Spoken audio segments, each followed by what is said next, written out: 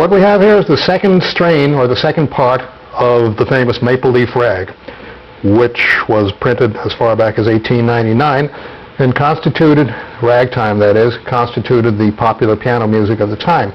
It evolved fairly quickly, however, into something else called stride piano. And the interesting thing about stride piano is the way the bass changed. What you had originally was just what piano players call an pa bass. Pa, pa.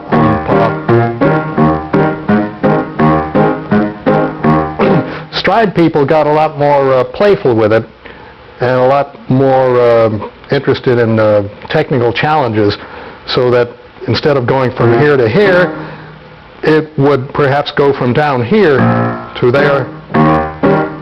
And they began to work separate melodies out in the bottom of it, which were usually played by the fifth finger, so that you'd have a separate melody.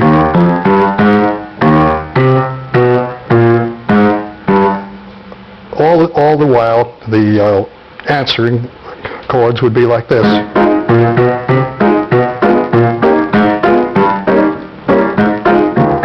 And it wouldn't necessarily be only the downbeat of the bar, it could be a couple of other places.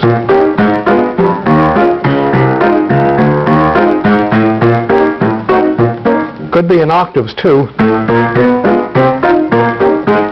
Could be in tenths later on, when a gentleman named Fats Waller began to fool with it.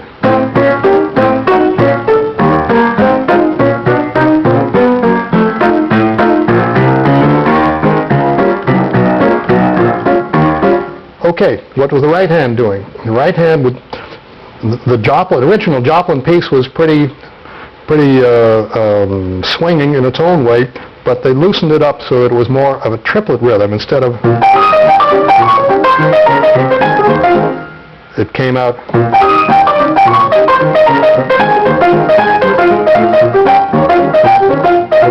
And then after a while, the way piano players are, they changed it. It takes, these people were very inventive, and they had to play for many, many hours every night.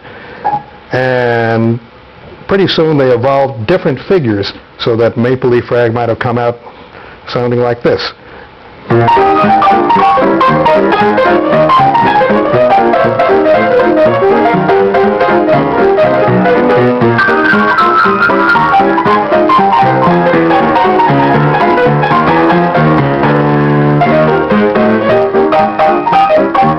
And then this is the nature of jazz. The original melody was long cast aside, except maybe referred to now and then. But the piano player would do as many virtuosic and entertaining things as possible with both hands, and pretty soon this constituted a separate form of jazz piano playing. The form of the original piano solos were, like ragtime was, based on marches, and then the same elements could be applied to almost any pop tune.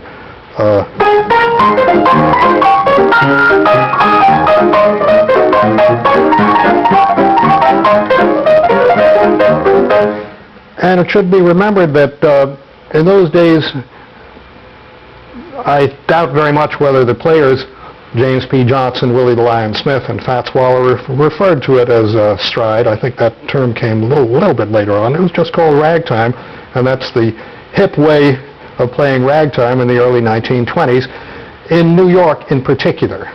Other players perhaps were in Baltimore and other northeast cities, but as far as we know, the three people I mentioned were New Yorkers, and they played endlessly and with tremendous invention night after night in Harlem in New York.